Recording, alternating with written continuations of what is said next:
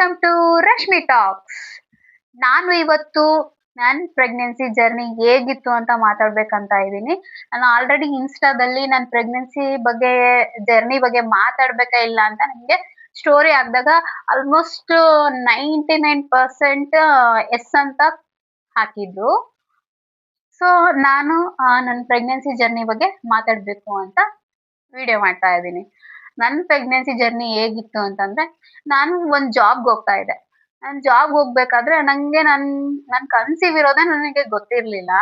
ನಾನು ಕನ್ಸೀವ್ ಆಗಿರೋದೇ ನಂಗೆ ಗೊತ್ತಿರಲಿಲ್ಲ. ನಾನು ಜಾಬ್ಗೆ ಹೋಗ್ಬೇಕಾದ್ರೆ ಅಂಡ್ ನನ್ನ ಮನೇಲಿ ರಿಲೇಟಿವ್ಸ್ ಕೂಡ ಬಂದಿದ್ರು. ಅವಾಗ ನಂಗೆ ನೈಟ್ ಸರಿಯಾಗಿ ನಿದ್ದೆ ಆಗ್ತಾ ಇರಲಿಲ್ಲ. ಏನಾದರೂ ತಿಂಡಿ ತಿಂದ್ರೆ ವಾಮಿಟಿಂಗ್ಸ್ ಆಗ್ತಾ ಇತ್ತು. ನಾನೇನು ಅನ್ಕೊಂಡಿದ್ದೆ, ನೈಟ್ ಚೆನ್ನಾಗಿ ನಂಗೆ ನಿದ್ದೆ ಆಗಿಲ್ಲ ಅಂದ್ರೆ ವಾಮಿಟಿಂಗ್ಸ್ ಜಾಸ್ತಿ ಆಗ್ತಾ ಇತ್ತು. ಸೊ ನಾನೇನೋ ಅದಕ್ಕೇನಾದ್ರೂ ವಾಮಿಟಿಂಗ್ಸ್ ಆಗ್ತಾ ಇದೆನೋ ಅಂತ ನಂಗೇನು ತಿನ್ನಕ್ ಇಷ್ಟನೇ ಆಗ್ತಾ ಇರ್ಲಿಲ್ಲ. ಆಮೇಲೆ ನಾನು ಅದೇ ಅನ್ಕೊಂಡಿದ್ದೆ, ನನ್ ನೈಟ್ ಚೆನ್ನಾಗಿ ನಿದ್ದೆ ಆಗಿಲ್ಲ, ಅದಕ್ಕೋಸ್ಕರ ನಂಗೆ ವಾಮಿಟಿಂಗ್ಸ್ ಆಗ್ತಾ ಇದೆ, ಅದಕ್ಕೋಸ್ಕರ ಈ ತರ ಎಲ್ಲ ಫೀಲ್ ಆಗ್ತಾ ಇದೆ ಅಂತ ನಾನು ಹಂಗೆ ಅನ್ಕೊಂಡಿದ್ದೆ.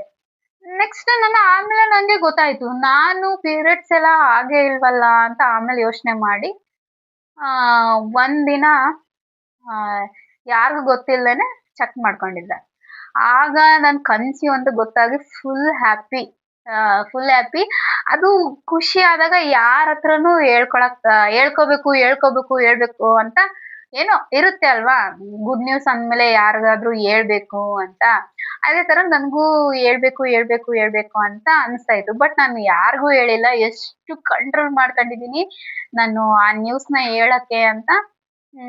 ನಮ್ ನಮ್ಮೂರ್ಗೆ ಅಂದ್ರೆ ನಮ್ ಪತಿ ದೇವ ನಮ್ ಹಸ್ಬೆಂಡ್ ಅವ್ರಿಗೆ ನಾನು ಹೇಳೋಣ ಅಂತಂದ್ರೆ ಬೇಡ ಅಂತ ಅವ್ರು ನಮ್ಮನೇಲೆ ರಿಲೇಟಿವ್ಸ್ ಬಂದಿದ್ರು.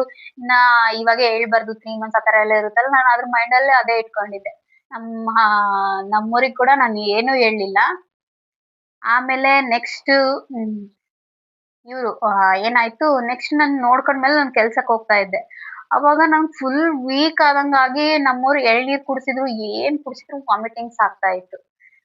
ಅವ್ರಿಗೂ ಮೈಂಡ್ ಅಲ್ಲಿ ಇರ್ಲಿಲ್ಲ, ನನ್ ಮೈಂಡ್ ಅಲ್ಲೂ ನನ್ ಕನ್ಸೀವ್ ಅಂತ ನನ್ಗೂ ಗೊತ್ತಿರ್ಲಿಲ್ಲ. ಅನ್ಎಕ್ಸ್ಪೆಕ್ಟೆಡ್ ಅದು ನಮ್ಮಿಬ್ರಿಗೂ ಗೊತ್ತೇ ಇರ್ಲಿಲ್ಲ. ಅಂಡ್ ನೆಕ್ಸ್ಟ್ ಅವ್ರ ಬರ್ಡೇ ಇತ್ತು. ಇನ್ನ 1 week 12 days ಅಲ್ಲಿ ಅವ್ರ ಬರ್ಡೇ ಇತ್ತು. ಬಟ್ ನಾನು ಅವ್ರಿಗೆ ಅವತ್ತಿನ ದಿನಾನೇ ಸರ್ಪ್ರೈಸ್ ಆಗಿ ಅದನ್ನ ತೋರ್ಸೋಣ, ನನ್ ಕನ್ಸೀವ್ ಆಗಿರೋ ವಿಷಯನ ಅವ್ರಿಗೆ ಹೇಳೋಣ ಅಂತ ನಾನು ಅನ್ಕೊಂಡಿದ್ದೆ. ಅವಾಗ ನಾನು ಕನ್ಸೀವ್ ಆಗಿರೋ ವಿಷಯನ ಅವ್ರಿಗೆ ಅವಾಗ ತಿಳಿಸೋಣ ಅಂತ ನಾನು ಅನ್ಕೊಂಡಿರುವಾಗ ನಮ್ ರಿಲೇಟಿವ್ಸ್ ಎಲ್ಲರೂ ಇದ್ರು. ಅವನ ಬರ್ಡೇ ಕೂಡ ಇದ್ರು. ಇದ್ದಾಗ ನಾನು ಅಂಡ್ ಬಾಳ ಇನ್ನೊಂದೇನು ಅಂತಂದ್ರೆ, ನಾನು ಜಾಬ್ಗೆ ಹೋಗ್ತಿದ್ನಲ್ಲ, ಒಂದೊಂದ್ಸಲ ಬಸ್ ಮಿಸ್ ಆಗಿ ಸ್ಪೀಡಾಗಿ ಹೋಗ್ಬೇಕಾದ್ರೆ ಓಡ್ಕೊಂಡ್ ಬಂದಿದೀನಿ, ಎಲ್ಲ ಬಂದಿದೀನಿ, ಆದ್ರೂ ನಂಗೆ ಏನು ಆಗಿಲ್ಲ. ಅಂಡ್ ನೆಕ್ಸ್ಟ್ ಇನ್ನೊಂದು ಏನು ಅಂತಂದ್ರೆ, ಅವ್ರ ಬರ್ಡೇಗೆ ನಾನು ಚಿಕ್ಕದು ಒಂದು ಬಾಕ್ಸ್ ತಗೊಂಡು ಅಂಡ್ ಗಿಫ್ಟ್ ಕವರ್ ರ್ಯಾಪ್ ಮಾಡಿ ಅದ್ರಲ್ಲಿ ಇಟ್ಟು ನಾನು ಅವ್ರಿಗೆ ಗಿಫ್ಟ್ ರೆಡಿ ಮಾಡಿದ್ದೆ. ಅವ್ರ ಬರ್ಡೇಗೆ ನಾನು ಅದನ್ನ ತಗೊಂಡೋಗಿ ಕೊಟ್ಟಿದ್ದೆ. ಇವಾಗ ನಾನು ಇನ್ನೊಂದು ಹೇಳಿದ್ದೆ, ಯಾರ ಮುಂದೆನೂ ಇದನ್ನ ಓಪನ್ ಮಾಡಬೇಡ, ನೀನ್ ಸಪ್ರೇಟ್ ಆಗಿದ್ದಾಗ ಓಪನ್ ಮಾಡು ಅಂತ. ಯಾಕಂದ್ರೆ ಫಸ್ಟ್ ಅವ್ರಿಗೆ ಎಷ್ಟು ಖುಷಿ ಆಗಿತ್ತು ಅಂದ್ರೆ ಎಷ್ಟು ಕಂಟ್ರೋಲ್ ಮಾಡಿದೀನಿ. ಯಾವ್ದೇ ಆಗ್ಲಿ ಹ್ಯಾಪಿ ನ್ಯೂಸ್ ಅಂದ್ಮೇಲೆ ಎಲ್ರಿಗೂ ಹೇಳೋವರೆಗೂ ನಮಗೆ ಸಮಾಧಾನ ಇರಲ್ಲ. ಒಬ್ರಿಗಾದ್ರೂ ಹೇಳ್ಬೇಕು. ಆತರ ನಾನು ಅದೇ ತರನೇ ಅದನ್ನ ಮನ್ಸಲ್ಲಿ ಇಟ್ಕೊಂಡು ಯಾವಾಗ ಹೇಳೋದು ಅಂತ ಕಾಯ್ಕೊಂಡಿದ್ದೆ. ಆಮೇಲೆ ಅವತ್ತಿನ ದಿನ ಬರ್ಡೇ ಡೇ ಬಂದೇ ಬಿಡ್ತು. ಅವಾಗ ನಾನು ಗಿಫ್ಟ್ ರ್ಯಾಪ್ ಮಾಡಿ ಎಲ್ಲ ಇಟ್ಟಿದ್ದೆ, ಅದನ್ನ ಕೊಟ್ಟಿದ್ದೆ. ಆಮೇಲೆ ನೆಕ್ಸ್ಟ್ ರೂಮಲ್ಲಿ ಕರ್ಕೊಂಡೋಗಿ ಅದನ್ನ ನಾನು ಅವ್ರಿಗೆ ಓಪನ್ ಮಾಡಕ್ ಹೇಳ್ದೆ. ಆ ವಿಡಿಯೋ ಕೂಡ ನಿಮ್ಗೆ ಹಾಕ್ತೀನಿ ನಾನು. ಅವ್ರಿಗೆ ಸರ್ಪ್ರೈಸ್ ಆಗಿ ಅವ್ರ ಬರ್ಡೇಗೆ ಅದನ್ನ ಕೊಟ್ಟಾಗ ಅವ್ರು ಯಾವ ತರ ರಿಯಾಕ್ಟ್ ಮಾಡಿದ್ದು ಅಂತ ಕೂಡ ನಿಮಗೆ ನಾನು ವಿಡಿಯೋ ಹಾಕ್ತೀನಿ. ಆಮೇಲೆ ಕೊಟ್ಟಾಗ ಅವ್ರು ಫುಲ್ ಖುಷಿಯಾಗಿ ಅವ್ರ ಕಣ್ಣೆಲ್ಲ ನೀರು ಬಂದು ಅವರು ಫುಲ್ ಹ್ಯಾಪಿ ಆದ್ರು. ಬಟ್ ನಾವಿಬ್ರು ಯಾರಿಗೂ ಹೇಳಿರ್ಲಿಲ್ಲ, ಗೊತ್ತಿತ್ತು. ಆಮೇಲೆ ಸ್ವಲ್ಪ ನಮ್ಮ ಅತ್ತೆಯವ್ರಿಗೆ ಗೊತ್ತಾಗಿತ್ತು. ಅದು ಹೆಂಗ್ ಗೊತ್ತಾಗಿತ್ತೋ ನಮಗ್ ಗೊತ್ತಿಲ್ಲ, ನಾವಂತೂ ಹೇಳಿಲ್ಲ, ಅವ್ರಿಗೆ ಗೊತ್ತಿತ್ತು. ಮೋಸ್ಟ್ಲಿ ಇವರು ನನ್ನ ಕೇರ್ ಮಾಡೋದು ಜಾಸ್ತಿ, ಅಂದ್ರೆ ಕೇರ್ ಯಾವಾಗ್ಲೂ ಜಾಸ್ತಿ ಕೇರೇ ಮಾಡ್ತಾರೆ. ಓವರ್ ಕೇರಿಂಗ್ ಮಾಡಿದಾಗ ಸ್ವಲ್ಪ ಡೌಟ್ ಬಂದಿರ್ಬೋದು ಅಂತ ನಮ್ ನನ್ಗ್ ಅನ್ಸ್ತು. ನನ್ಗ್ ಆತರ ಅನ್ಸ್ತು. ಆಮೇಲೆ ನಾವು ಇದಕ್ ಹೋಗಿದ್ವಿ. ಏನಕ್ಕೆ ಹಾಸ್ಪಿಟಲ್‌ಗೆ ಹೋಗಿದ್ವಿ. ಹಾಸ್ಪಿಟಲ್‌ಗೆ ಹೋದಾಗ ಸ್ಕ್ಯಾನಿಂಗ್ ಅಂತ ಹೋದ್ವಿ ನೆಕ್ಸ್ಟ್ ಡೇ. ಅವ್ರದ್ದು ಎಲ್ಲ ಗೊತ್ತಾದ್ಮೇಲೆ ಸ್ಕ್ಯಾನಿಂಗ್ ಅಂತ ಹೋದಾಗ ಅನ್ ಅಂದ್ರೆ ನಾವು ಸ್ಕ್ಯಾನಿಂಗ್ ಅಂತ ಹೋಗಿಲ್ಲ. ಆಗ್ಲೇ ಹಾಸ್ಪಿಟಲ್‌ಗೆ ಹೋಗಿದ್ವಿ. ಈ ತರ 2 ಲೈನ್ಸ್, ಪಿಂಕ್ ಲೈನ್ಸ್ ಬಂದಿದೆ ಮೇಡಮ್. ಇದು ರಿಯಲಿ ಕನ್ಸೀವಾ? ಇಲ್ಲಾಂದ್ರೆ ಕೆಲವು ಸಾರಿ ಸುಳ್ಳು ಅಂತ ಹೇಳ್ತಾರಲ್ವಾ? ಇದು ನಿಜಾನಾ ಅಂತ ಡಾಕ್ಟರ್ ಹತ್ರ ಕೇಳ್ದಾಗ, ನಿಜ ಇರೋದಕ್ಕೆ ಈ ತರ ಬಂದಿದೆ. ಒಂದ್ಸಲ ಸ್ಕ್ಯಾನಿಂಗ್ ಬರ್ಕೊಡ್ತೀನಿ, ಸ್ಕ್ಯಾನ್ ಮಾಡ್ಸಿ ಅಂತ ಹೇಳಿದ್ರು. ನಾವು ಹೋಗೋ ಸ್ಕ್ಯಾನ್ ಮಾಡ್ಸಾಗ ನಂಗೆ ಟ್ವಿನ್ಸ್ ಇದೆ ಅಂತ ಹೇಳಿದ್ರು. ನಂಗ್ ಭಯ ಆಗೋಯ್ತು. ಬಟ್ ಯಾಕಂದ್ರೆ ನಮ್ ಫ್ಯಾಮಿಲಿಲಿ ಟ್ವಿನ್ಸ್ ಯಾರಿಗೂ ಇಲ್ಲ. ನಾವು ನೋಡು ಕೂಡ ಇಲ್ಲ. ಭಯನೇ. ನನಗೆ ಮೊದ್ಲಿಗೆ ಒಂಥರ ಟ್ವಿನ್ಸ್ ಅಂದ್ರೆ ಒಂಥರ ಭಯ ಆಗೋದು. ಟ್ವಿನ್ಸ್ ಇದೆ ಅಂದಾಗ ನಮ್ಮೋರ್ ಅಂತೂ ಹೊರಗಡೆ ಇದ್ರು. ಟ್ವಿನ್ಸ್ ಬೇಬಿಗೆ ಅಂತ ಹೊರಗಡೆ ಇದ್ರು. ಫುಲ್ ಖುಷಿ ಆಯ್ತು ನನಗೆ. ನನಗೆ ಖುಷಿ ಏನ್ ಆಗಿರ್ಲಿಲ್ಲ. ಬಟ್ ಏನೋ ಒಂಥರ ಗಾಬರಿ, ಒಂಥರ ಭಯ. ಆ ಕಡೆ ಏನೋ ಅದು ಹೇಳಕ್ಕೂ ಬರಲ್ಲ ಆ ತರ. ಆಮೇಲೆ ನಮ್ಮೋರು ಹೊರಗಡೆ ಕುತ್ಕೊಂಡಿದ್ರು. ಬಂದು ಹಿಂಗೆ ಟ್ವಿನ್ಸ್ ಅಂತ ಹೇಳಿದ್ರು ಅಂತ ಹೇಳಿದ್ರೆ ಅವ್ರು ಫುಲ್ ಶಾಕ್. ನಿನ್ ನಾನ್ ಸ್ವಲ್ಪ ಕುಳ್ಳಕ್ಕೆ ಅಂಡ್ ತೆಳ್ಳಗಿದ್ದೀನಿ. ನಿನ್ ಬಾಡಿ ಟ್ವಿನ್ಸಾ ಅಂತ ಅನ್ಕೊಂಡ್ರು. ಓ ಆಮೇಲೆ ಟ್ವಿನ್ಸ್ ಅಂತ ಹೇಳಿದ್ಮೇಲೆ ಅದು ಸ್ಕ್ಯಾನಿಂಗ್ ಅಲ್ಲಿ ಗೊತ್ತಾಗುತ್ತೆ. ಅಂದ್ರೆ ಒಂದ್ ಬೇಬಿದ್ ಮಾತ್ರ ಹಾರ್ಟ್ ಬೀಟ್ ಬಂದಿತ್ತು. ಇನ್ನೊಂದ್ ಬೇಬಿದು ಹಾರ್ಟ್ ಬೀಟ್ ಬಂದಿರ್ಲಿಲ್ಲ. ಅವರು ಏನಂತ ಹೇಳಿದ್ರು ಡಾಕ್ಟರ್ ಅವರು, ಇನ್ನೊಂದ್ 15 ಡೇಸ್ ಬಿಟ್ಟು ಬನ್ನಿ ಮತ್ತೆ ಸ್ಕ್ಯಾನಿಂಗ್ ಮಾಡಿ ನೋಡೋಣ ಅದ್ರದ್ದು ಕೂಡ ಹಾರ್ಟ್ ಬೀಟ್ ಬಂದಿದೆ ಅಂತ. 2 ಬೇಬೀಸ್ ಇದೆ ಅಂತ ಕನ್ಫರ್ಮ್ ಮಾಡ್ಕೋಬೇಡಿ. ನಾವು ಗ್ಯಾರಂಟಿ ಕೊಡಕ್ಕಾಗಲ್ಲ. ಇನ್ 15 ಡೇಸ್ ಬಿಟ್ಟು ಬಂದ್ರೆ 2 ಬೇಬಿದು ಹಾರ್ಟ್ ಬೀಟ್ ಬಂದ್ರೆ ಮಾತ್ರ ಕನ್ಫರ್ಮ್ ಅಂತ ಹೇಳಿದ್ರು. ಮತ್ತೆ ನಾವು 15 ಡೇಸ್ ಬಿಟ್ಟು ಹೋದ್ಮೇಲೆ 2 ಬೇಬೀಸ್ದು ಹಾರ್ಟ್ ಬೀಟ್ ಬಂದಿತ್ತು. ಅವಾಗ ಹ್ಯಾಪಿ ಆಯ್ತು.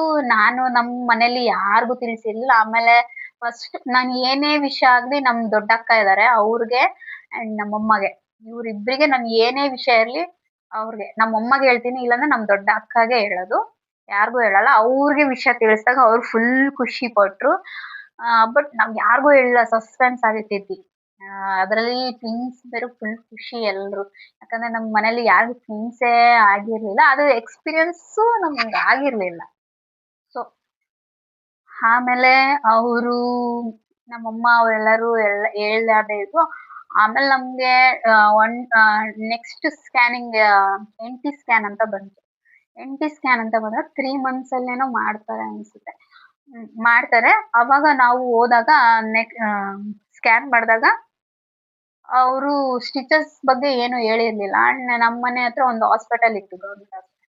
ನಾರ್ಮಲ್ ಆಗಿ ನಾವು ತಾಯಿ ಕಾರ್ಡ್ ಆತರ ಎಲ್ಲ ಮಾಡ್ಸಕ್ ಹೋದಾಗ ಅವ್ರು ಒಂದ್ಸಲ ಚೆಕಪ್ ಮಾಡಿ ನಮ್ ಪ್ರೆಗ್ನೆನ್ಸಿ ಬಗ್ಗೆ ಎಲ್ಲ ಚೆಕಪ್ ಮಾಡಿ ತಿಳ್ಕೊಂಡೆ ಅವರು ನಮಗೆ ತಾಯಿ ಕಾರ್ಡ್ ಅಲ್ಲಿ ಫಿಲ್ ಮಾಡಿ ಕೊಡ್ತಾರೆ. ಆ ತರ ನಾನು ಹೋಗಿದ್ದೆ.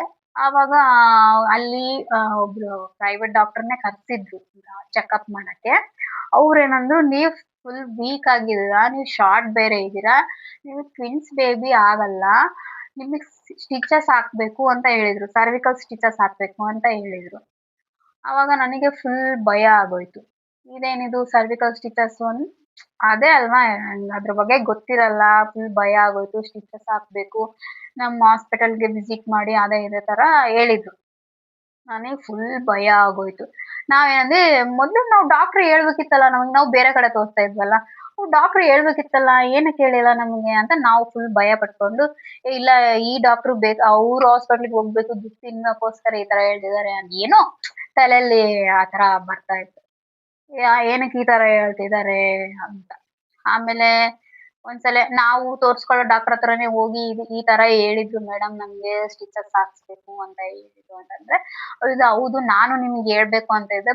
ಬಟ್ ಕೆಲವರು ಇಷ್ಟು ಬೇಗ ಹೇಳ್ಬಿಟ್ರೆ ನಮಗ್ ಟ್ವಿನ್ಸ್ ಬೇಡ, ಹಂಗೆ ಹಿಂಗೆ ಎಲ್ಲ ಹೇಳ್ಬಿಡ್ತಾರೆ ಅಂತ ಹೇಳಿ ನಾವು ಸ್ವಲ್ಪ ಲೇಟ್ ಆಗಿ ಹೇಳೋಣ ಅಂತ, ಟೈಮ್ ಇತ್ತು ಇನ್ನು ಅಂತ ಹೇಳಿದ್ರು. ಈಗ ಆಮೇಲೆ ನೆಕ್ಸ್ಟ್ ಟೈಮ್ ಬನ್ನಿ ಅವಾಗ ಹೇಳ್ತೀವಿ ಅಂತ ಹೇಳಿದ್ರೆ, ಮತ್ತೆ ನೆಕ್ಸ್ಟ್ ಟೈಮ್ ಸ್ಕ್ಯಾನಿಂಗ್ ಮತ್ತೆ ನಂದು ಸ್ಕ್ಯಾನಿಂಗ್ ರಿಪೀಟೆಡ್ ಅದೇ ಸ್ಕ್ಯಾನ್ ರಿಪೀಟೆಡ್ ಒಂದು 3-2 ಟೈಮ್ಸ್ ಮಾಡ್ತಾ ಇದ್ರು. ಆ ಮಾಡ್ದಾಗ ಅವ್ರೇನ್ ಹೇಳಿದ್ರು, ಇವತ್ತೇ ಇಲ್ಲಾಂದ್ರೆ ನಾಳೆ ಅಲ್ಲಿ ನಿಮ್ಗೆ ಸ್ಟಿಚಸ್ ಹಾಕ್ಲೇಬೇಕು ಅಂತ ಹೇಳಿದ್ರು. ನೀವು ಅಡ್ಮಿಟ್ ಆಗ್ಬೇಕು ಅಂತ. ನಾವ್ ಹೇಳಿದ್ವಿ ಇಲ್ಲ ಮೇಡಮ್ ನಮ್ದು ಈ ಊರಲ್ಲ, ನಾವಿಲ್ಲಿ ಸ್ಟೇ ಮಾಡ್ತಾ ಇದೀವಿ. ಬಟ್ ನಮ್ ಅಮ್ಮ ಊರಿಗೆ ಹೋಗ್ಬೇಕು ನಾವು, ಪ್ರೆಗ್ನೆನ್ಸಿ ಅಲ್ವಾ, ಅವ್ರು ಬಂದು ಕರ್ಕೊಂಡು ಹೋಗ್ತಾರೆ ಅಂತ ಹೇಳ್ದಾಗ ಅವರು ನೀವ್ ಯಾವ ಊರಿಗೆ ಹೋಗ್ತಿರಲ್ಲ ಅಲ್ಲೇ ಹೋಗಿ ಒಳ್ಳೆ ಹಾಸ್ಪಿಟಲ್ಗೆ ಹೋಗಿ ಅಲ್ಲೇ ಬೇಕಾದ್ರೆ ಸ್ಟಿಚಸ್ ಹಾಕ್ಸ್ಕೊಳ್ಳಿ ಅಂತ ಅವರು ಹೇಳಿದ್ರು ನಮ್ಗೆ. ಹೇಳ್ದಾಗ ನಾವು ಅವಾಗಿಂದ ಅವಾಗೆ ನಮ್ಮಮ್ಮಗೆ ಕಾಲ್ ಮಾಡಿದಾಗ ನಮ್ಮಮ್ಮ ಅವರು ನಾವು ಯಾರಿಗೂ ತಿಳಿಸಿರ್ಲಿಲ್ಲಲ್ವಾ. ನಮ್ಮಮ್ಮಗೆ ಅಮ್ಮ ಈ ತರ ಹೇಳಿದಾರೆ ಸ್ಟಿಚಸ್ ಹಾಕ್ಸ್ಬೇಕು ಅಂತ, ಇವತ್ತೇ ಹಾಕ್ಸ್ಬೇಕಂತೆ ನಾಳೆ ಹಾಕ್ಸ್ಬೇಕಂತೆ ಅಂತ ಹೇಳಿದ್ರು. ಸ್ಟಿಚಸ್ ಏನಕ್ಕೆ ಅಂತಂದ್ರೆ ಸರ್ವಿಕಲ್ ಸ್ಟಿಚಸ್ ಅಂದ್ರೆ ನಮ್ದು ಗರ್ಭಚೀಲ ಕೆಪಾಸಿಟಿ ಒಂದ್ ಮಗುನ ಮಾತ್ರ ಕ್ಯಾರಿ ಮಾಡೋ ಶಕ್ತಿ ಇರುತ್ತೆ. ಅದ್ರಲ್ಲಿ ಬೇರೆ ನಾನು ಹೈಟು ಕಡಿಮೆ ಅಂಡ್ ಫುಲ್ ವೀಕು ಇದೆ. ಒಂದ್ ಬೇಬಿನ ಕ್ಯಾರಿ ಮಾಡೋಷ್ಟು ಕೆಪಾಸಿಟಿ ಮಾತ್ರ ಇರುತ್ತೆ. ಒಂದ್ ಬೇಬಿ ಕ್ಯಾರಿ ಮಾಡೋ ಕೆಪಾಸಿಟಿ ಇರೋ ಜಾಗದಲ್ಲಿ 2 ಬೇಬೀಸ್ ಇದ್ದಾಗ ಆ ಗರ್ಭ ಅದನ್ನ ತಡಿಯಲ್ಲ. ಸೊ ಅದು ತಡಿಬೇಕು ಅಂತೇಳಿ ಗರ್ಭಚೀಲದ ಬಾಯಿನ ಹೊಲಿಗೆ ಹಾಕ್ತಾರೆ.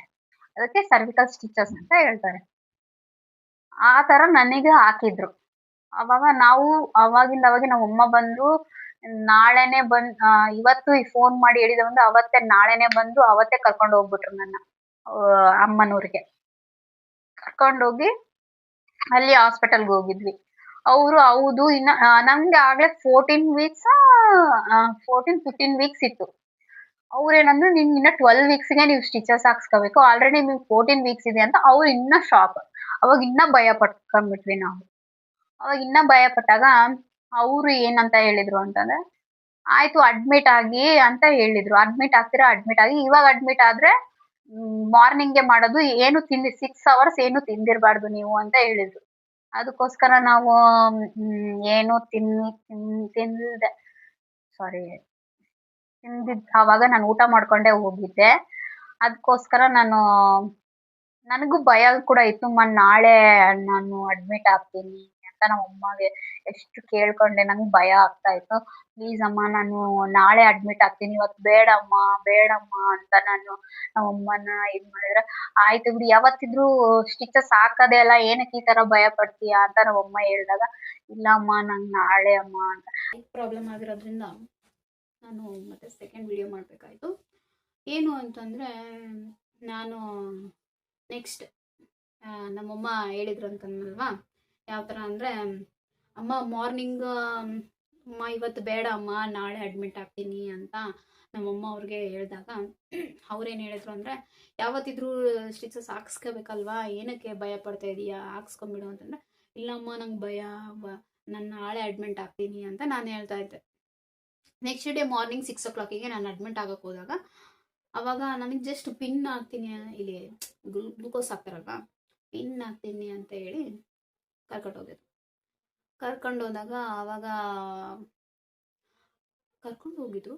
ಅದೇ ಹಂಗೆ ಕರ್ಕೊಂಡು ಹೋಗ್ಬಿಟ್ಟಿದ್ದಾರೆ, ಏನೋ ಆಪ್ರೇಷನ್ ಸ್ಟಿಚಸ್ ಹಾಕೋಕ್ಕೆ ಹಂಗೆ ಕರ್ಕೊಂಡು ಹೋಗ್ಬಿಟ್ಟಿದ್ರು. ನಾನು ನಮ್ಮಮ್ಮಗೆ ಒಂದು ಮಾತನ್ನು ತಿಳಿಸಿರ್ಲಿಲ್ಲ. ಆಮೇಲೆ ಸ್ಟಿಚಸ್ ಹಾಕ್ಬೇಕಾದ್ರೆ ನನಗೇನು ಬ್ಯಾಕ್ ಏನು ನನಗೇನು ಇಂಜೆಕ್ಷನ್ ಹಾಕಿರ್ಲಿಲ್ಲ. ಅದು ಇದು ಆಪ್ರೇಷನ್ ಮಾಡ್ಬೇಕಾದ್ರೆ ಜೋಮ್ ಬರೋ ಥರ ಕೊಡ್ತಾರಲ್ವ, ಅದೇನಂತಾರೆ ಸ್ಪರ್ಶ ಇಲ್ದಂಗೆ, ಆ ಥರ ಏನು ಕೊಟ್ಟಿರಲಿಲ್ಲ. ಜಸ್ಟ್ ಕೈಗೆ ಒಂದು ಇಂಜೆಕ್ಷನ್ ಕೊಟ್ಟಿದ್ರು. ಅದು ಆಮೇಲೆ ನಂಗೆ ನಿದ್ದೆ ಬಂದೋಯ್ತು. ನಾನು ಆದ್ರೂ ಸ್ವಲ್ಪ ಎಚ್ಚರ ಇದ್ದು ನೋಡ್ತಾ ಇದ್ದೆ. ಡಾಕ್ಟರ್ ಏನಿದ್ರು ಆ ಥರ ಎಲ್ಲ ನೋಡ್ಬಾರ್ದಮ್ಮ, ನಿದ್ದೆ ಮಾಡು ಅಂತೇಳಿ ಜಸ್ಟ್ ಹಿಂಗೆ ಕಣ್ಣು ಮುಚ್ಚಿದ್ದೀನಿ ಅಷ್ಟೇ. ಕಣ್ಣು ಮುಚ್ಚಿದ್ಮೇಲೆ ನಂಗೆ ನಿಜವಾಗ್ಲೂ ಎಚ್ಚರನೇ ಇಲ್ಲ, ಹಂಗೆ ಮಲಗಿದ್ದೀನಿ. ಯಾವಾಗ ಮಲಗಿದ್ದೀನಿ ಗೊತ್ತಿಲ್ಲ.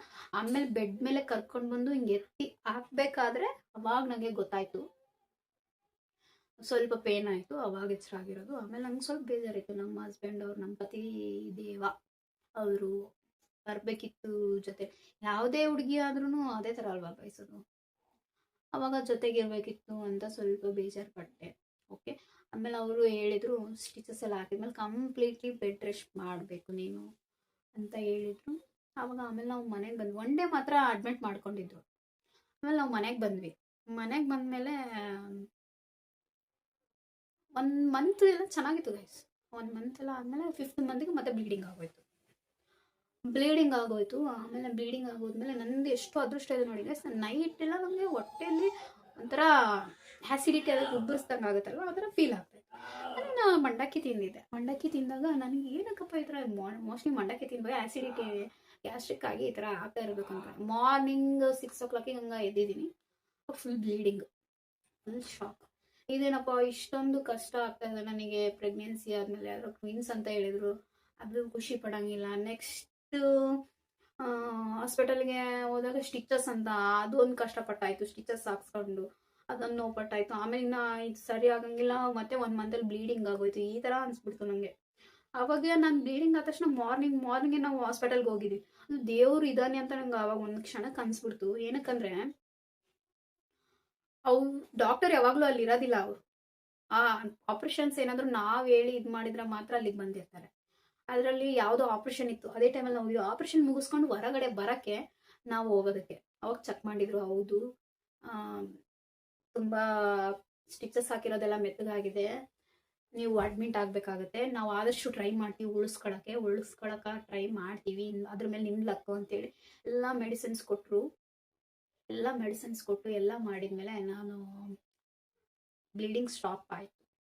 ದೇವರು ನಿಜವಾಗ್ಲೂ ಆ ಕ್ಷಣನೇ ನನಗೆ ದೇವ್ರಿದ್ದಾನೆ ಅಂತ ಅನಿಸ್ತು. ನಾನು ದೇವ್ರನ್ನ ಜಾಸ್ತಿ ನಂಬಲ್ಲ, ಆ ಕ್ಷಣ ಆ ಥರ ಅನಿಸ್ತು. ಆ್ಯಂಡ್ ಆಮೇಲೆ ಅವ್ರು ಬೆಡ್ ರೆಸ್ಟ್ ಹೇಳಿದರು ಫುಲ್ ಕಂಪ್ಲೀಟ್. ಆಮೇಲೆ ಡಾಕ್ಟರ್ ಎಲ್ಲ ಡಿಸ್ಚಾರ್ಜ್ ಮಾಡ್ಬೇಕಾರೆ ಬಂದು, ನೋಡಮ್ಮ ನೀನು ಅವಾಗ ನಂಗಲ್ಲ, ನೀನು ಇನ್ನೂ ತುಂಬ ಬೆಡ್ ರೆಸ್ಟ್ ಮಾಡಬೇಕು, ಕಾಲನ್ನ ಯಾವಾಗಲೂ ಹೈಟಲ್ಲಿ ಇಟ್ಕೊಂಡೆ ಮಲಗಬೇಕಮ್ಮ ನೀನು ಅಂತ ಹೇಳಿದ್ರು. ತುಂಬ ಅಂದರೆ ಜಸ್ಟ್ ಬರೀ ತಿನ್ನೋದು ಮಲ್ಕೊಳ್ಳೋದು, ಕೂತಲ್ಲೇ ತಿನ್ನೋದು ಮಲ್ಕೊಳ್ಳೋದು. ನನಗಂತೂ ಫುಲ್ಲು ನೋವಾಗೋದು ಗೈಸ್. ಬೆನ್ನೆಲ್ಲ ಕೂತಲ್ಲೇ ಕೂತು ಮಲಗಿ full back pain, leg pains. Night ಆದರೆ ಏನಕ್ಕಪ್ಪ ನೈಟ್ ಆಗುತ್ತೆ ಅನ್ಸೋದು. ನಿಜವಾಗ್ಲೂ ಫುಲ್ಲು ನೈಟ್ ಆಯಿತು, ಒಂದು 6:30 6 o'clock ಆಯಿತು ಅಂದರೆ ಕಾಮನ್ ಆಗಿ ಪೇನ್ ಇರ್ತೈತೆ. ಅಂದರೆ ನೈಟ್ ಆಗ್ತಾ ಫುಲ್ ಆಗೋದು ಪೇನು, ಫುಲ್ಲು ಬ್ಯಾಕ್ ಎಲ್ಲ ಪೇನ್ ಗೈಸ್. ಆ್ಯಂಡ್ ಫುಲ್ಲು ಕಾಲೆಲ್ಲ ಹರಿಯೋದು. ಹೆಂಗೆ ನೋವೋದು ಅಂತ ಅಂದರೆ ನಿಜವಾಗ್ಲೂ ದೇವ್ರು ಕಾಣಿಸ್ತಾ ಇತ್ತು ನನಗೆ. ಆ ಥರ ನನಗೆ ಫುಲ್ ನೋವು ಪಟ್ಬಿಟ್ಟಿದ್ದೀನಿ. ನೋವು ಪಟ್ಮೇಲೆ ಆಮೇಲೆ ನಮ್ಮಮ್ಮ ಅವರು ಡೈಲಿ ನೈಟ್ ಎಷ್ಟೊತ್ತಲ್ಲ ಅಷ್ಟದು 1 ಗಂಟೆ 2 ಗಂಟೆ 3 ಗಂಟೆ ಬೆಳಿಗ್ಗೆ 4 ಗಂಟೆ ಅಮ್ಮ ನೋವು ಅಂತಾರೆ. ಪಾಪ ಅವರು ನನ್ನಿಂದ ಅವ್ರಿಗೂ ನಿದ್ದೆ ಇರಲಿಲ್ಲ. ಅವರು ಎದ್ದೇಳ್ತಾ ಇದ್ರು, ಮೂವ್ ಹಚ್ತಾ ಇದ್ರು, ಅದು ಹಚ್ತಾ ಇದ್ರು, ಇದು ಹಚ್ತಿರಿ, ಎಲ್ಲ ಕೈಕಾಲು ಓದ್ತಾ ಇದ್ರು. ಎಲ್ಲ ಎಷ್ಟು ಪೇನ್ ಅಂತೀರ, ಎಷ್ಟು ಪೇನ್ ಅಂದರೆ ನಿಜವಾಗ್ಲೂ ಏನಕ್ಕೆ ಹಂಗೆ ಆಗ್ತಾಯಿತ್ತು ನಂಗೆ ಗೊತ್ತಿಲ್ಲ. ಭಾಳ ಅದ್ರ ಮೇಲೆ ನಾನು ವೀಕ್ ಇದ್ದೆ, ತುಂಬ ವೀಕ್. ಒಂದು 35 kg ಇದ್ದೆ ಅಷ್ಟೇ. 35 kg ಇದೆ. ಅದ್ರಾಗ ಟ್ವಿನ್ಸ್ ಬೇಬೀಸ್ ಅಲ್ವಾ, ಬರ್ತಾ ಹೊಟ್ಟೆ ಮುಂದೆ ಅಂದರೆ ಟ್ವಿನ್ಸ್ ಬೇಬೀಸ್ ನಾನು ಕ್ಯಾರಿ ಮಾಡೋ ಕೆಪಾಸಿಟಿ ನನ್ನಲ್ಲಿ ಇಲ್ಲ, ಡಾಕ್ಟರ್ ಹೇಳ್ಬಿಟ್ಟಿದ್ರು. ಆದರೂ ಏನೋ ದೇವ್ರು ನಿಮಗೆ ಕೊಟ್ಬಿಟ್ಟದಾನೆ, ಅದು ನಾವು ಆದಷ್ಟು ನಾವು ಪ್ರೊಟೆಕ್ಟ್ ಮಾಡ್ಕೊಂಡು ಹೆಂಗೋ ಒಂದು ಮಾಡಿ ಬ್ಯಾಲೆನ್ಸ್ ಮಾಡ್ಕೊಂಡು ನೀವು ಇದು ಮಾಡಬೇಕು ಅಂತ ಹೇಳಿದರು. ಅದು ಹೊಟ್ಟೆ ಇಷ್ಟಪ್ಪ ಬರ್ತಾ ನನಗೆ ಫುಲ್ ಇನ್ನೂ ಹೆವಿ, ಇನ್ನೂ ಒಂಥರ ಆಗೋದು. ಒಂದು ತುತ್ತು ಊಟ ಮಾಡಿದ್ರೆ ಸಾಕು ಅನ್ಸ್ಬಿಡೋದು. ಜಾಗನೇ ಇರ್ತಿರ್ಲಿಲ್ಲ ಹೊಟ್ಟೆಲಿ. ಸಾಕು ಅನ್ಸ್ಬಿಡೋದು. ಏನಕ್ಕೆ ನಿಜವಾಗ್ಲೂ ಎಲ್ರಿಗೂ ಸ್ಟಾರ್ಟಿಂಗಲ್ಲಿ ವಾಮಿಟಿಂಗ್ಸ್ ಆಗ್ತಿದ್ರು, ನನಗೆ ಲಾಸ್ಟ್ ನಾ ಡೆಲಿವರಿ ಆಗ್ತಾ ಬಂದಂಗೆಲ್ಲ ನನಗೆ ಅವಾಗ ವಾಮಿಟಿಂಗ್ಸ್ ಆಗೋದು.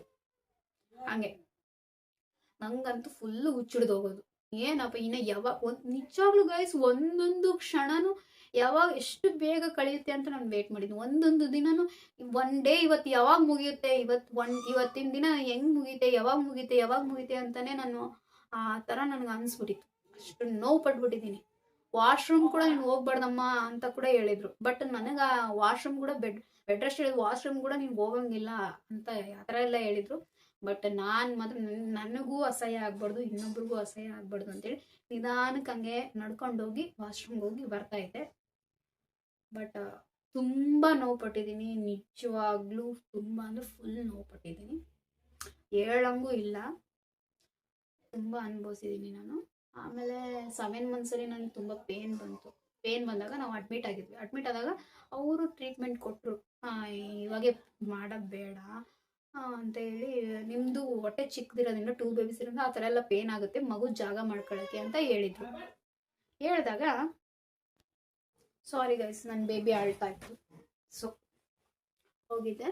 ಆ್ಯಂಡ್ 7 monthsಲ್ಲಿ ನಂಗೆ ಪೇನ್ ಬಂತು. ಡಾಕ್ಟರು ನನಗೆ ಇಂಜೆಕ್ಷನ್ನು ಟ್ಯಾಬ್ಲೆಟ್ಸ್ ಕೊಟ್ಟರು.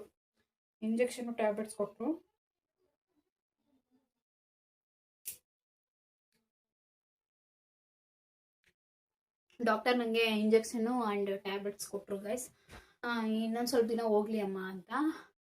ಅವಾಗ ಹೋಗ್ಲಿ ಅಂತ ಅವಾಗ ಅಡ್ಮಿಟ್ ಆಗಿದ್ವಿ ಅಲ್ವಾ, ನಂಗೆ ಪೇನ್ಸ್ ಬಂದಾಗ. ಅವತ್ತು ಮಾರ್ನಿಂಗೆ ನಾವು ಡಿಸ್ಚಾರ್ಜ್ ಆಗಿ ಮನೆಗೆ ಬಂದಿದ್ವಿ, ಮತ್ತೆ ಈವ್ನಿಂಗ್ ನಂಗೆ ಪೇನ್ ಮತ್ತೆ ಜಾಸ್ತಿ ಆಗೋಯ್ತು. ಮತ್ತೆ ಈವ್ನಿಂಗ್ ಮತ್ತೆ ಡೆಲಿವರಿ ಮಾಡ್ತೀನಿ ಅಂತ ಅಂದರು. ಅವಾಗ ನಮ್ಮ ಹಸ್ಬೆಂಡ್ ಅವ್ರು ದೂರ ಊರಲ್ವಾ, ಬರೋಕ್ಕೂ ಆಗಲ್ಲ, ನಂಗೆ ಫುಲ್ಲು ಇದಾಗೋಯ್ತು. ಡೆಲಿವರಿ ಆಯಿತು. ಡೆಲಿವರಿ ಆಗೋ ಟೈಮಲ್ಲಿ ಫಸ್ಟ್ ನಂದು ಬೇಬಿ ಬಾಯ್, ಫುಲ್ ಖುಷಿ ಆಗೋಯ್ತು. ಡೆಲಿವರಿ ಮಾಡ್ಬೇಕಾರೆ ಆಪ್ರೇಷನ್ ಮಾಡ್ಬೇಕಾರೆ ಹೇಳ್ದಂಗೆ ಆಗೋದು, ಆಪ್ರೇಷನ್ ಮಾಡ್ಬೇಕಾರೆ ಈ ಥರ. ಆಮೇಲೆ ನನ್ನ ಬೇಬಿ ಬಾಯ್ ಹತ್ತಿದ ಸೌಂಡ್ ಕೇಳಿಸ್ತು, ಬೇಬಿ ಗರ್ಲ್ದೇನು ಕೇಳಿಸ್ತಿಲ್ಲ, ಟಪ ಟಪ ಟಪ ಹೊಡಿಯೋದು ಸೌಂಡ್ ಕೇಳಿಸ್ತು. ಆಮೇಲೆ ಬೇಬಿ ಗರ್ಲು ಸೌಂಡ್ ಕೇಳಿಸ್ತು. ನಾನು ಖುಷಿಗೆ ಡಾಕ್ಟರ್ನೇ ಎಷ್ಟು ಗಂಟೆ ಆಗಿದೆ ಅವೆಲ್ಲ ಕೇಳ್ತಿದ್ದೆ. ಎಲ್ಲ ಬರೆದು ನಿಮ್ಮ ಮಮ್ಮಿ ಕೈಲಿ ಕೊಡ್ತೀವಿ ಬಿಡಮ್ಮ ಅಂತ ಹೇಳಿದ್ರು ಡಾಕ್ಟರು. ಫುಲ್ ಖುಷಿಯಾಗಿ ಹೋಗಿತ್ತು ನನಗೆ. ಆ್ಯಂಡ್ ಒಂದು ಬೇಜಾರು ಏನು ಅಂತಂದರೆ ನಮ್ಮ ಹಸ್ಬೆಂಡ್ ಅವ್ರು ಇಲ್ಲ ಅಂತ. ಅವ್ರು ತುಂಬ ದೂರ, ಇವಾಗೇ ಡೆಲಿವರಿ ಆಗುತ್ತಂತ ನಮಗೂ ಗೊತ್ತಿರಲಿಲ್ಲವಲ್ಲ. ಅವರು ಅಲ್ಲಿ ಕೆಲಸಕ್ಕೆ ಬ್ಯುಸಿ ಆಗಿದ್ರು. ಅವಾಗ ಹೇಳಿದಾಗ ಒಮ್ಮೆಲೆ ಬಂದರು. ಆದರೂ ಕೂಡ ಒಂದು ಹುಡುಗಿಗೆ ಏನು ಬೇಕು ಗೈಸ್ ಅಲ್ವಾ, ಏನು ಬಯಸ್ಬೋದು? ನಿಜವಾದ ಪ್ರೀತಿ ಮಾಡೋಳು, ನಿಜವಾದ ಇದು ಮಾಡೋಳು ಏನು ಬಯಸ್ತಾಳೆ ಗೈಸ್? ತನ್ನ ಗಂಡ ಯಾವಾಗಲೂ ನನ್ನ ಜೊತೆಲಿ ನಾವು ಜೊತೆಲಿರೋದು ಅಂದರೆ, ಕೆಲವ್ರು ಅಂತಾರೆ ಜೊತೆಲಿರೋದಂದ್ರೆ ಏನಂದರೆ ಏನಿಲ್ಲ, ನಾವು ನೋವು ಪಡ್ಬೇಕಾರೆ ಕೆಲವು ಹೆಣ್ಮಕ್ಳಿಗೆ ಆಸೆ ಇರುತ್ತೆ, ನಾನು ಪ್ರೆಗ್ನೆನ್ಸಿಲಿ ಇರ್ಬೇಕಾರೆ, ನಾನು ಸ್ಕ್ಯಾನಿಂಗ್ ಹೋಗ್ಬೇಕಾರೆ, ನನ್ನ ಡೆಲಿವರಿ ಟೈಮಲ್ಲಿ ನಮ್ಮ ಹಸ್ಬೆಂಡ್ ಅವರು ನನ್ನ ಜೊತೆ ಇರಬೇಕು. ನಿಜ ಅಲ್ವಾ? ಏನು ಇರಬೇಕಂತ ಆಸೆ ಇರುತ್ತಲ್ವ. ಬಟ್ ನನಗೆ ಅದು ಅದೃಷ್ಟ ಇರಲಿಲ್ಲ. ನಂಗೆ ತುಂಬ ಆಸೆ ಇತ್ತು, ಅದನ್ನು ಭಾಳ ಮನಸ್ಸಲ್ಲಿ ಇವಾಗೂ ನೋವಿದೆ. ಬಟ್ ಏನೂ ಮಾಡೋಕ್ಕಾಗಲ್ಲ. ಡೆಲಿವರಿ ಆಯಿತು. ಆಮೇಲೆ ನನ್ನ ಬೇಬೀಸು ಬೇರೆ ಹಾಸ್ಪಿಟಲಲ್ಲಿ ಅಡ್ಮಿಟ್ ಮಾಡಿದ್ವಿ. ಇದರಲ್ಲಿ ICUನಲ್ಲಿ ಇಟ್ಟಿದ್ರು. ಫುಲ್ಲು ಬೇಜಾರಾಗೋಯ್ತು. ಪಕ್ಕದ ರೂಮಲ್ಲಿರೋ ಪಾಪುಸ್ ಎಲ್ಲ ಅಳ್ಬೇಕಾರೆ ನನ್ನ ಬೇಬಿ ಹತ್ತಂಗೆ ಫೀಲ್ ಆಗೋದು ನನಗೆ. ಅಷ್ಟು ಎಲ್ಲ ಒಂಥರ ಹೇಳಂಗಿಲ್ಲ, ಆ ಥರ ಆಗೋಯ್ತು. ಆಮೇಲೆ 4 ಡೇಸ್ ಆದಮೇಲೆ ಹೋಗಿದ್ವಿ ICU ಹತ್ರ ಬೇರೆ ಹಾಸ್ಪಿಟಲ್ಗೆ. ಆವಾಗ ಅವರು ಯಾವ ಥರ ಫೀಡಿಂಗ್ ಮಾಡೋದು ಅದೆಲ್ಲ ನೋಡಿದಾಗ ಬೇಬೀಸ್ ಅಂತೂ ಇಷ್ಟೇ ಇದ್ದು, ಇಷ್ಟೇ. ಅದನ್ನು ಹೆಂಗೆ ನೋಡ್ಕೊಳ್ಳೋದು? ನಂಗೆ ನಿಜವಾಗ್ಲೂ ಅದನ್ನು ಹೆಂಗೆ ನೋಡ್ಕೊಳ್ಳೋದು, ಹೆಂಗೆ ಮಾಡೋದು, ಹೆಂಗೆ ಬೇಬೀಸ್ನ ನೋಡ್ಕೊಳ್ಳೋದು, ಆ್ಯಂಡ್ ಯಾವ ಥರ ಈ ಬೇಬೀಸ್ನ ನಾನು ಹೆಂಗೆ ಫೀಡ್ ಮಾಡೋದು ಅಂತಲೇ ತಲೆ ಕೆಟ್ಟೋಗಿದ್ದಾವೆ. ಇಷ್ಟು ಅವ್ರು ಫೀಡ್ ಮಾಡ್ಬೇಕಾದ್ರೆ ಇದು ಮಾಡೋಕ್ಕೂ ಆಗಲ್ಲ. ಅದಕ್ಕೆ ಸಿರಿಂಜಿಂದ ನಾವು ಆಗ್ತಾ ಇದ್ವಿ. ಆ್ಯಂಡ್ ಸ್ಪೂನಿಂದ ಫೀಡ್ ಮಾಡ್ತಾ ಇದ್ವಿ ಬೇಬೀಸ್ಗೆ. ಫುಲ್ ಸಖತ್ತಾಗಿ ಕಷ್ಟಪಟ್ಬಿಟ್ಟಿದ್ದೀವಿ ಅಪ್ಪ. ನೆಕ್ಸ್ಟ್ ನಾನು ಬೇಬೀಸ್ಗೆ ಯಾವ ಥರ ನೋಡ್ಕೊಂಡ್ವಿ ಹೇಗೆ ಅಂತ ಕೂಡ ವಿಡಿಯೋ ಮಾಡ್ತೀನಿ. ನೆಕ್ಸ್ಟ್ ವಿಡಿಯೋ ನಾನು ಯಾವ ಥರ ಮಾಡಬೇಕು ಅಂತ ಕೂಡ ನೀವೇನಾದರೂ ನನ್ನ ಕಾಮೆಂಟ್ ಹಾಕಿದ್ರೆ ನಿಜವಾಗ್ಲೂ ಅದನ್ನು ಟ್ರೈ ಮಾಡಿ ನಾನು ಮಾಡ್ತೀನಿ.